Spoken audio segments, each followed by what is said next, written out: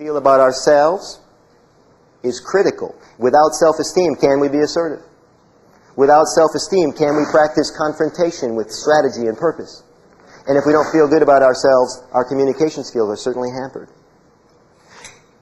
My motif, if you will, very simple. Lesson, story, moral, joke. That's what I do. Lesson, story, moral, joke, story. When I was 6 years old, my father approached me on a Sunday afternoon. He said, Michael, who's the most important person in the world?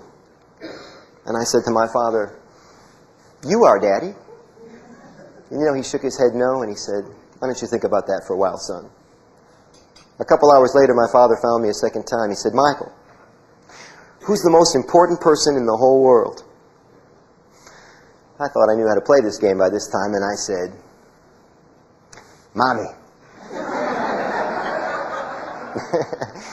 He said, no, that's not correct.